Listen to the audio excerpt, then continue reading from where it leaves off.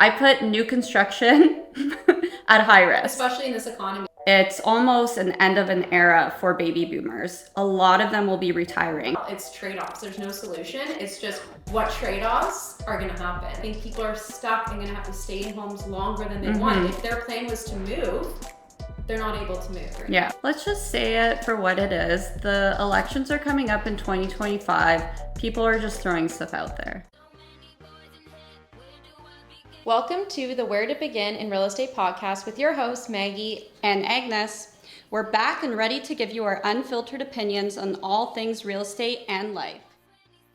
Welcome back to the Where to Begin in Real Estate podcast. We're on episode 9. I wanted to touch on what's going on with our housing issue in Canada. I'm not sure if you're aware, well, I'm sure you are, but Canada is in a population trap for the first time in modern history. So I'm going to just read off the definition of population trap. So a situation where no increase in living standards is possible because the population is growing so fast that all available savings are needed to maintain the existing capital labor ratio. So it's interesting because we currently lack the infrastructure and capital stock in the country to adequately absorb the current population growth and improve our standard of living. So a lot of people are pointing their finger at immigration to be the cause of this. And don't get me wrong, immigration is good for potential GDP, but all good things have their limits. Yeah, and like we've said before, immigration has accelerated a lot in the last few years. And we've seen, like last year, we hit, 1.2 million people immigrated to this country. Like you said, it's great, but I can understand why they're pointing their finger at saying that it's a huge reason for this. Exactly. And just for context, that supply deficit reached a new record of only one housing start for every 4.2 people entering the working age population. So that's a huge gap. Yeah, that's crazy. That's the biggest gap I think we've ever seen. So to address this issue, the federal government essentially wants to double its housing construction capacity, which is just unattainable. Right. I think like they're trying to build something like 700,000 homes per year. CMHC has actually said that in order to achieve housing affordability in Canada, we have to build approximately 22 million housing units by 2030. Right. And on one of our previous episodes, we didn't have the 2023 numbers yet, but we had the 2022 numbers. And we had built 72,000. So that's an aggressive number. And yeah, like, I don't know how that's attainable. Yeah. What's more worrisome is the fact that the decline is not simply due to the lack of housing infrastructure, but the fact that private and non-residential capital stock to population ratio has been declining for 7 years and currently is no higher than where it was in 2012. While it's at a record high in the US. So what is the US doing differently compared to Canada for us to be in such a deficit? Yeah. And according to a Fraser Institute article, they say that there's no solutions to Canada's housing crisis, only trade-offs because of the situation that we're in. So they say Canadians face the highest housing costs in the G7 group of developed countries. Canadians also are frustrated with the lack of progress. And it also goes on to say that Canada's housing crisis stems from a growing gap between demand and supply. Many homes are needed, but few are being built. Approximately 5.8 million new homes are required to restore some affordability by 2023, but Canada is currently on track to build less than half of that. So then it like kind of goes into what these trade-offs look like, and it breaks it into 3 categories, which I think is interesting, looking at it from a whole. So the first one is that we can build our cities outward and accelerate the creation of new neighborhoods at the edge of our communities. The trade-off being that Canadians who currently oppose the redesignation of farmland or other rural areas surrounding cities would need to accept more home building in these areas. So just thinking about the areas that like we work in, talking about Burlington, for example, there's not really much more land to be built on unless you build up towards the escarpment and all that land is protected. So like they said, the trade-off would be that people would have to be okay with that. Yeah. Which I think even just driving in certain pockets of Burlington, everyone's got a sign saying, don't mess with it. Yeah, exactly. So I think there'd be a lot of angry people. Anything that is proposed to be built has to go through an entire process where people do have a say. Yeah.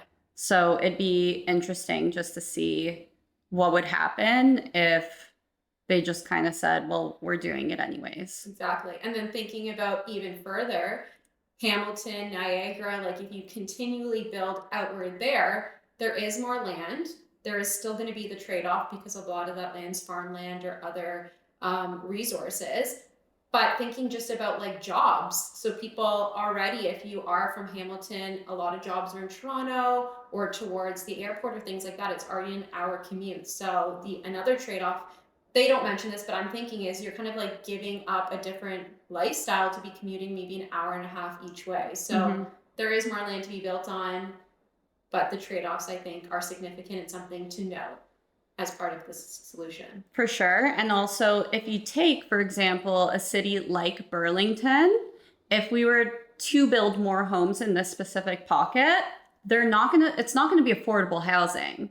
Like that would decrease the value of other homes if we just out of nowhere created this new development in the 500s. Like that's just not going to happen in this particular area. And they wouldn't even be able to sell it for that. Just thinking about the land alone in Burlington's expensive. Exactly. So the builders have to purchase that land, the costs of building those homes as well, that all translates into the purchase price, right? Yeah. Like any other business. So you're right, it's not going to be affordable housing. So you would have to go way further from the GTA as a whole and build there. Right. In order to make the housing more affordable, in my opinion anyways, because I just don't see any affordable housing happening, within the GTA and close surrounding areas. Right. And that just kind of goes back to what you were saying a minute ago about the infrastructure. Those areas don't have the infrastructure for jobs. They don't have the transit system to take you to hubs where there are more jobs. They don't currently have grocery stores. Like we're talking about building a whole community somewhere. Yeah. And that is the frustration that a lot of people have in Milton. A lot of our clients are leaving because Milton grew so quickly in terms of homes. It was the fastest growing city in North America for a really long time, but everyone's super frustrated because as they were building more homes, a lot of people say the roads are super packed. It doesn't have the infrastructure to support people living there. That's constantly the frustration that we get with clients. And so many people are leaving for that reason. So if a city grows too quickly and it's not well thought out, it has a problem. Yeah, definitely. Okay, so the second item that they mention is we can grow upward and become denser by shoehorning additional homes into existing neighborhoods. To an extent, we've already been doing this. More than half of home building between 2016 and 2021 occurred with existing urban areas and recent government reforms. For example, allowing the conversion of single-family homes into triplexes.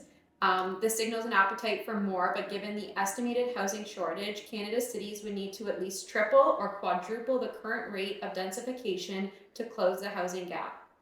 So the trade-off here is that most neighborhoods would drastically change.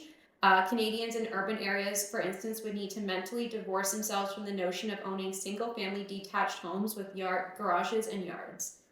So, I mean, this has been happening. I know in Hamilton specifically, there's been incentives to turn a single-family detached home into a triplex. Like people are even converting garages. There's even more incentive if you are close to a bus stop and things like that. It's happening. People are doing it, but the only thing is the cost of living is so expensive. And a lot of these people that want to do these conversions, they were eventually refinancing and then pulling out their money so that they can continue doing these conversions. But now we're seeing, interest rates are really high, so it's not as great of an idea unless you're buying it for a really good price, right? It costs money to do the renovations. Maybe you're getting a purchase plus improvements mortgage from the bank, but if you're doing a conversion, it gets a little bit trickier. Not everybody knows about all these programs that exist. So I think that that's already something that we're doing, and we still have a shortage. Right. And that's what they said, that this is what we are doing, I think, more than the other options at the moment, but it is challenging and there is a lot of trade-offs. And even on top of building triplexes and turning single family homes into stuff like that, they're also saying you can grow upwards. So that'd be condominiums. Yeah.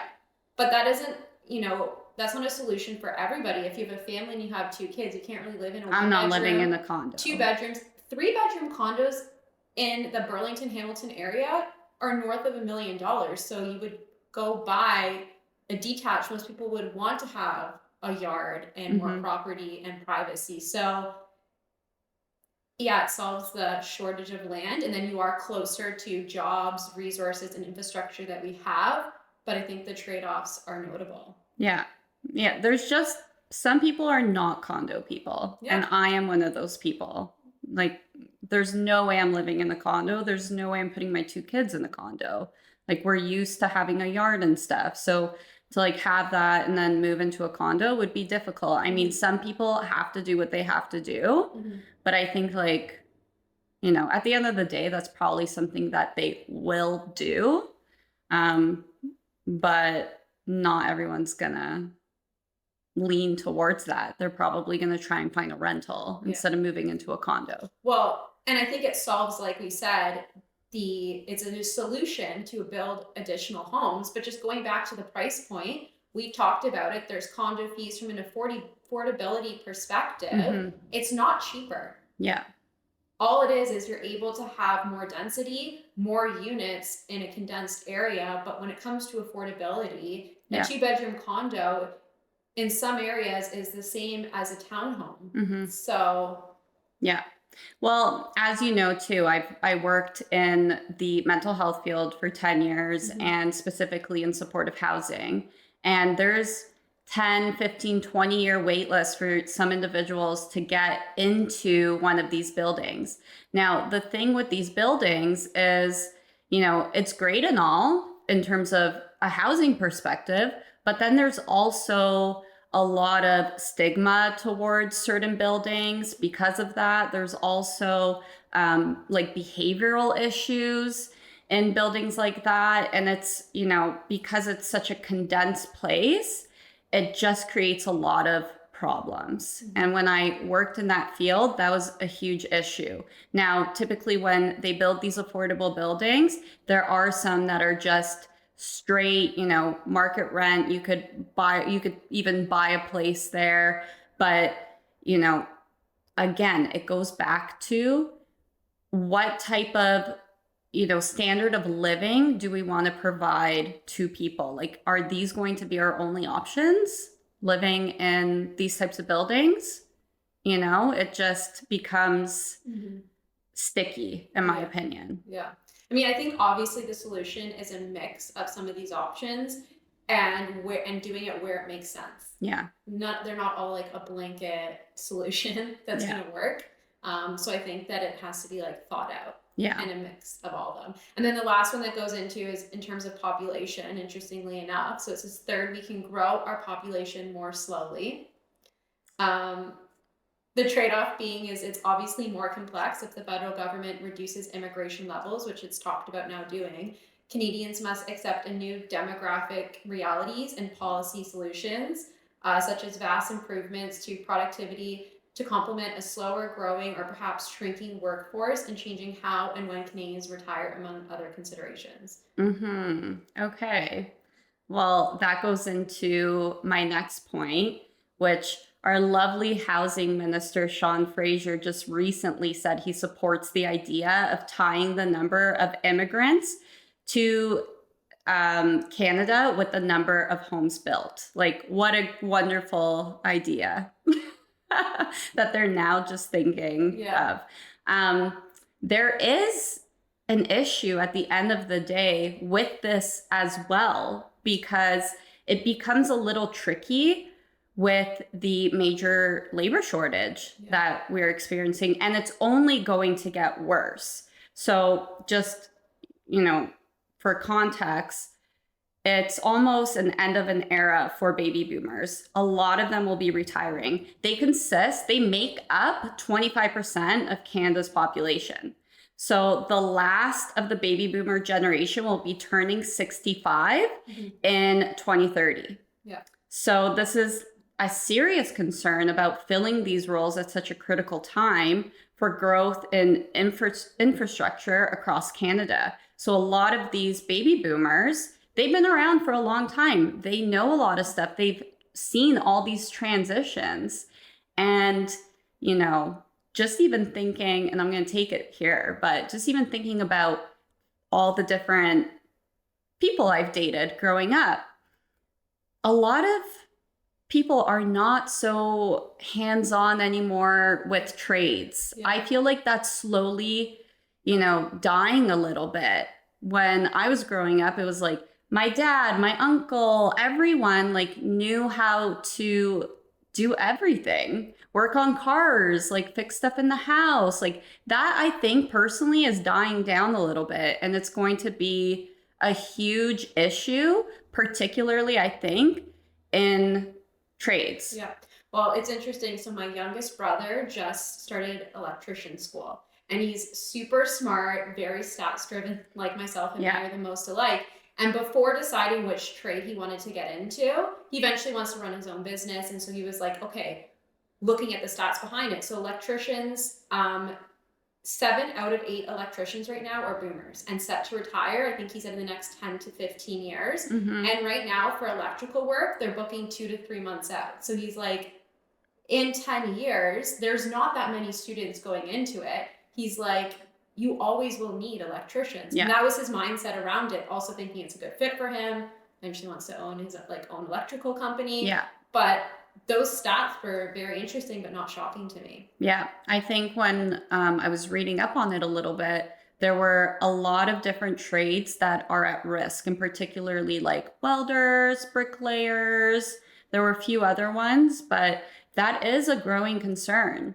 And if we don't allow people to come into this country, that may be becoming a bigger issue. We don't know, in many different ways. We're just talking about the labor force in general, but in many different ways, it will become a growing issue. Yeah. So not only will we have this huge housing issue of supply and demand, but we're also going to have a shortage of just people that we need to come to this country. Well, I think that's why that article says it so well. It's trade-offs. There's no solution. It's just what trade-offs are going to happen. Yeah, right? That's true.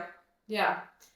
And then it says Canada's consulting on reviving wartime housing because we are in a housing crisis. Oh, yeah, these wartime homes. Yeah. Let's just describe what wartime homes are. Yeah, for anyone that doesn't know, it's a large number of modest wooden framed houses, typically of Cape Cod design, built in municipalities across Canada during the 1940s under the federal government's Wartime Housing Limited program. Yeah, so in short, it is a 700 square foot box that they will build, wartime home beside wartime home beside wartime home, and think that this is a great solution. In my opinion, I'm not sure. One, who is going to buy this? What is the resale value on it? Are we including basements in them? Is this literally just a box? Because if we're talking about what they built during that time, it was just a box. Yeah. So there was no basement, anything like that.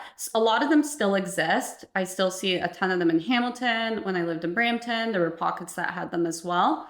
People were buying them, tearing them down, and building, 2-story homes, digging out the basement, things like that. So it's just, I don't know. I don't personally think that is a great solution. I think it's lazy. I agree with you. I don't think it is a great solution. I think the ones that we talked about before, long-term are better solutions, but it is definitely it will be interesting. Like I said, they're consulting right now. They're putting plans together to see what they come out with. And like you said, what does that include? What's the whole picture?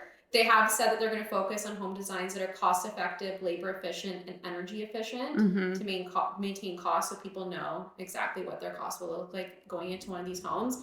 But it's interesting because the National Post came out with an article basically saying it's just a Band-Aid. Yeah, it is just a Band-Aid. Yeah. It doesn't make sense because if you actually think about, different solutions like townhouses, multiplexes, those would house more people on the same piece of land.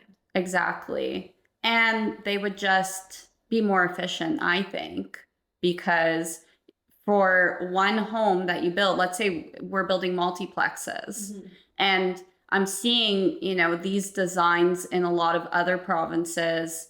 For example, like Saskatoon is developing similar neighborhoods that have like one home has either 2 units or 3 units. And mind you, a lot of them are going to be rental units, but that would be a way better solution than these wartime homes, in my opinion.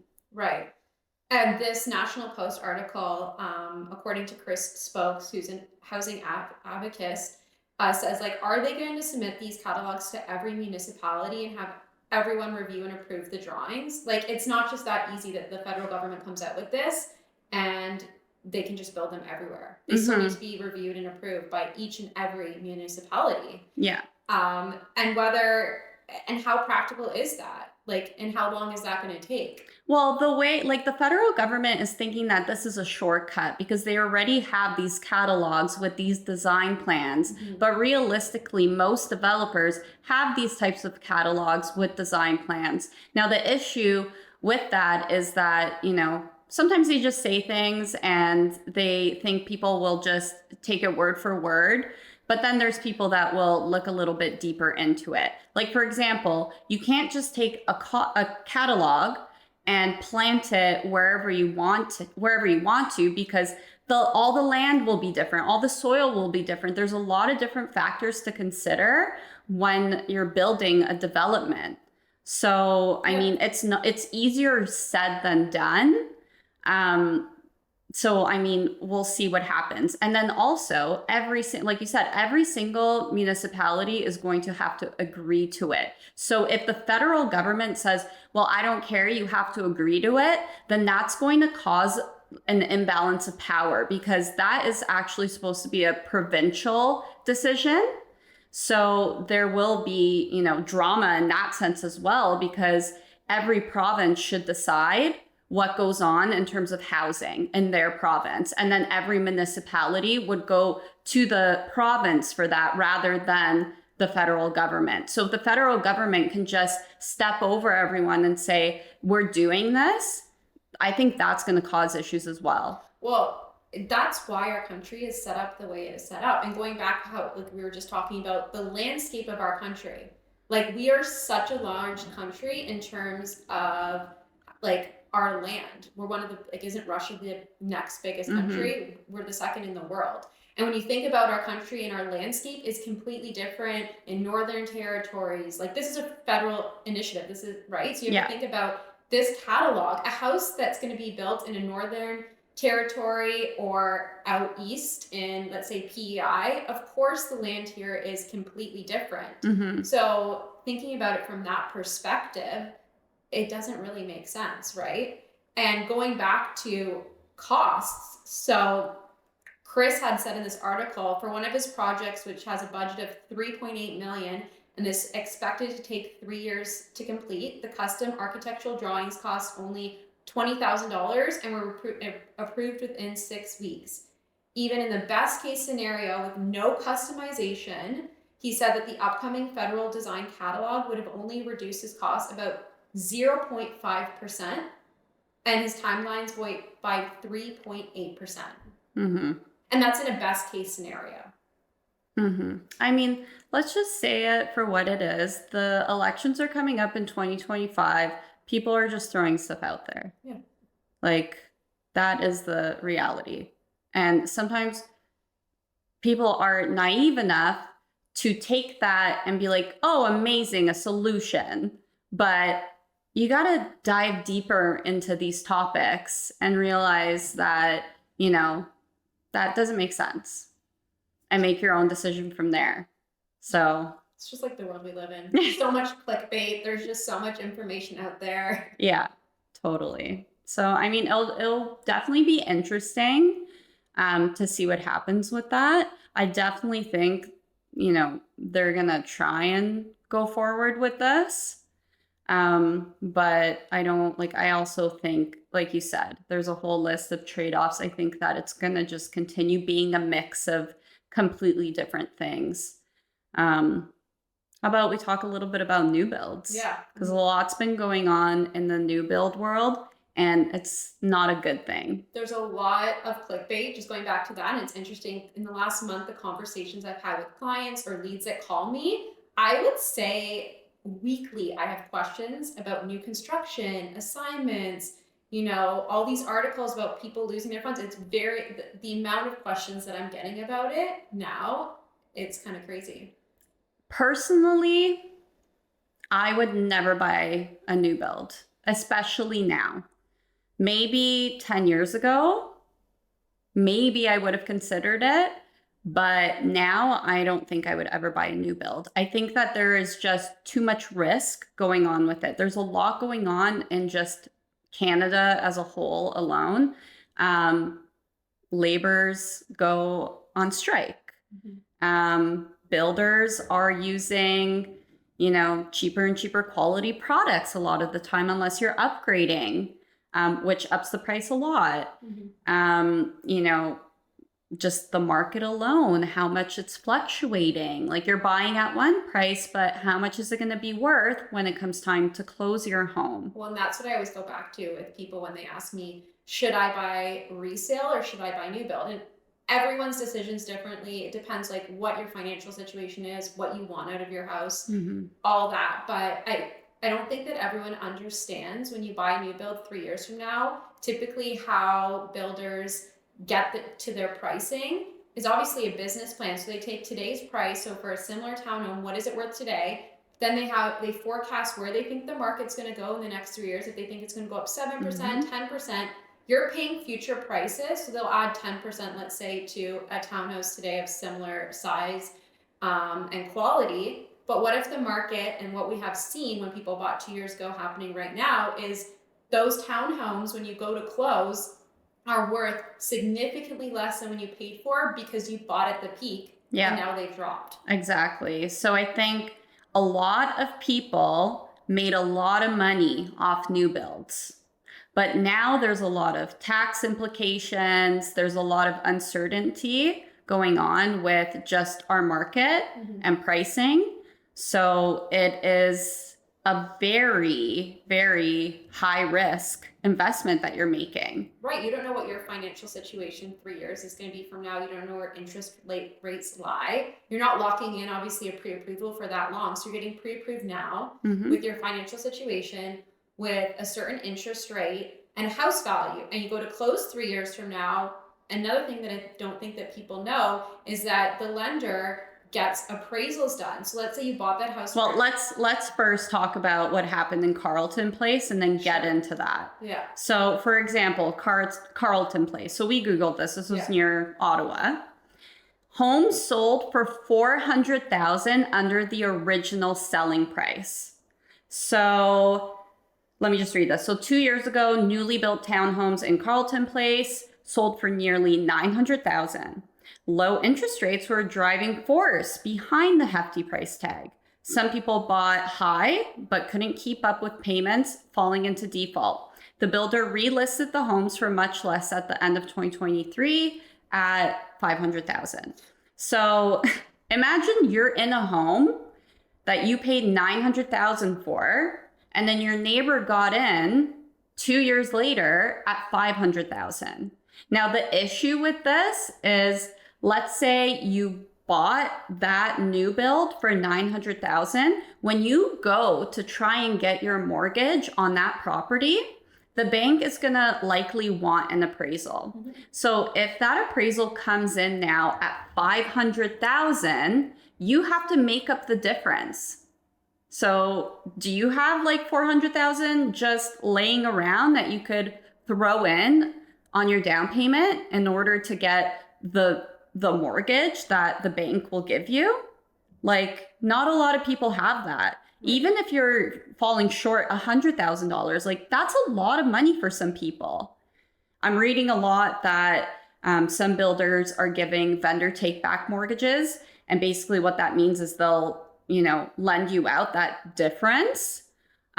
Maybe the whole amount, I'm not sure. But the issue with vendor take back is that the bank is not going to get behind a vendor take back. So if you're in that situation where the lender is offering you that vendor take back in order for you to close, you're not getting a mortgage from like Scotia, TD. Like they're going to say no. So you're going to have to go private. Mm-hmm. So now your interest rate is 12, 13, 14, 15% possibly. Plus, don't forget, you need to also be able to put down a lot. Mm-hmm.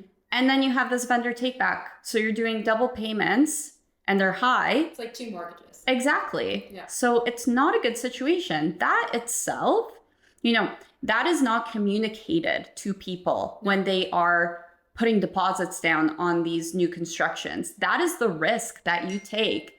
And if you don't, if you can't find a solution, sometimes you got to walk away from your deposit. People are walking away from like, $100,000, $200,000, if not more. Yeah. Like it's actually insane.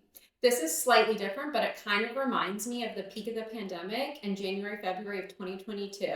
So when there was these crazy bidding wars, and this is the resale version of it, to be clear, when there was these crazy bidding wars and people were paying like $1 million for a house worth $900,000. Sure, those people were having a pre-approval for $1 million, but when they went to get a mortgage, an appraisal was done for $900,000. The lender's like, I'm only giving you a mortgage for that amount, what the appraisal comes in at. And a lot of people didn't have that extra $100K. You also make a deposit when you buy resale, 5%. So you maybe put $50,000 down, you lose it, and the seller can go after you and sue you. So we were seeing that happen when people were overpaying crazy prices for homes. So now this is, I think, just falling into the new construction aspect years later, but it's a similar thing that I think people don't understand. Just because you're approved for something doesn't mean a lender is going to give you that amount. If an appraisal comes in, and I think a lot of first-time home buyers or people purchasing new builds for the first time don't understand or not educated, like you said, they're not being told that an appraisal is being done. Yeah. It's just a lack of knowledge on that aspect. Exactly. And that goes back to making sure you have a solid team, making sure you have a realtor that knows what they're doing and a mortgage broker that is going to work closely with your realtor and your lawyer and even sometimes your housing inspector to make sure that you're putting yourself in a good situation. And you understand all of the implications, all of the risks that you're taking on. Yeah. So this is happening like still. Yeah. Okay. Like a lot of these new construction homes aren't even built yet. Like I had a client, her townhouse was delayed 3 years. That's another thing with new construction. Like always.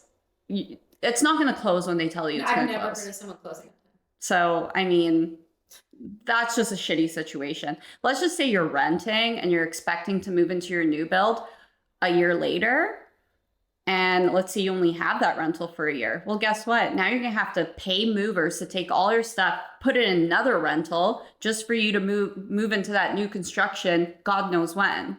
It's like, it's just so high risk. It's just like, when you make investments, especially in like RSPs or stocks or whatever, there's different risks. There's like low risk, moderate risk, high risk. I put new construction at high risk. Especially in this economy. I think the problem is, like, going back to what you said, people made so much money. I think like the early 2000s, fortunately it was, and mid 2000s actually, I'm thinking like my parents bought, a lot of people I knew bought new builds, and it worked out. It worked out great. Yeah.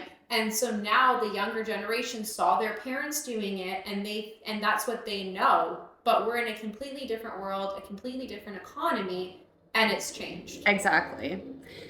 So that would have come through. That was just a lot. So another thing I want to touch on was, well, we've already kind of talked about this, but just property values in general. So I just saw an article that kind of really stood out to me, but property values have fallen for single detached homes in cities between Toronto and Barrie, such as King City. So during February 2022 price peak, the average home price in King City was 3.2 million. That has dropped to 2 million in September 2023. So that is a decline of almost 40% according to the TREB. Yeah. That is insane. Yeah. But I mean, you know, you really have to be mindful of these interest rates and what they do to home prices. Like if you are getting in at a super high price, but you're getting a good interest rate, that's kind of the trade-off. But guess what? We don't live in the US. You don't have that interest rate for 30 years. In 5 years, you're going to run into an issue unless you're well off. Mm-hmm. So a lot of people want these interest rates to come down, and that's when they're going to buy, but your home price is just going to be even more. Yeah. And who knows how much it's going to fluctuate. Yeah. So just something to definitely be mindful of. And that's what we always say too to our clients, that it needs to be a long-term plan. Going back to the stock market or any other investment, it has its ups and downs. But if you purchase in real estate for 10 years and that's why there's the stress test in place, you should have a buffer, you should expect interest rates to be higher and be able to afford it. If you purchase within your means and you're not pushing and over leveraging yourself, you stay there for 10 years. If that's your plan. Yeah. You should be okay. When you look back at the last 30 years, every 10 years, house prices doubled. Mm-hmm. But when you look at a 2 to 3 year period, especially during the pandemic, when people bought at the high and now they've dropped a lot, that is the reality. Yeah. And that's where it gets sticky. And a lot of people now I think are going to have to stay in homes longer than they thought to be able to get more equity, appreciation, and be able to sell and make money and maybe make the next step to whatever that looks like. And when looking at the GTA, because like in Hamilton has dropped more, close to that 40% that you're talking about in King City. But when we did our year-end numbers as a team and we were looking at Peel and Halton specifically, between the peak and the end of 2023, house prices had dropped just over 18%. Mm-hmm. So that's where and that's lower. Mm-hmm. And then the further you kind of go from Toronto, it's dropped more significantly. And it just kind of goes back to during the pandemic, people thought that they were going to work remotely forever, all these things. We all know why people moved out further. And then now those areas are hit harder because that is not the long-term reality. Yeah. I mean, the federal government's even talking about raising taxes even more. Yeah. So what you're bringing home, if you are in a salary position, you're gonna bring home less, essentially. Well, in so 2024, they've already increased it. Yeah. So I mean, when you are hopefully speaking to a mortgage broker and running your numbers, if that mortgage payment with your typical bills that you have is tight, then that's probably a good indication that you need to buy a home for cheaper. And if you can't find something in that price point, then you need to think of a different solution. And that solution might be buying, a duplex where somebody lives in the basement. If you don't like that, then you either put yourself in that situation where, okay, let's see what happens. I'm going to buy it and see what happens, or you rent and save more money. Like at the end of the day, The problem with renting is so hard is because prices are so high. Most people can't save money. Yeah. I think it's just like this catch-22 where it's hard from every single angle. Mm-hmm. Not for to be sure. too negative. You had an example of a home in Hamilton. Yeah. So there's an area in Hamilton called that I was specifically looking at called Rosedale. And houses in that area, detached houses, were selling for over $1 million, $1.025 million at the peak in February 2022. And I've noticed lately that similar homes at the end of this year were selling for 700,000. So that's significantly lower. If you're going to be there for 10 years, you're going to be fine. A lot of people are just like, it is what it is. But what happens is if people bought that, and let's say they had a 2 or 3 year interest rate, and now they're coming up for renewal, and like you said, it's only if you change lenders, someone comes in and does an appraisal, you might not be able to get a mortgage, right? So well, it's not even that, because the good thing with real estate is you can always sell it and hopefully you make money. But in this situation, let's just say you buy $1 million house and then 2 years later it's worth 700, and let's say you only put 20% down. Well, you have to if it's $1 million home, but let's say your mortgage is 800,000. You can't even sell that house because you're actually going to owe the bank $100,000. So why would you even sell it? Well, so I'm going back to is I think people are stuck and going to have to stay in homes longer than they want. If their plan was to move, they're not able to move right now. Or they're taking a huge loss and going to be in debt. So most people, I think, are just like putting their head down, stick it out, wait until it appreciates, and their life plans have to adjust and change accordingly. We'll see what happens. Yeah. Well, this was another great episode. Everyone, thanks for joining. As we always say, we really appreciate it as we continue to do more and more episodes and our community continues to grow. Your support means so much to us. So thank you again. We'll see you next time.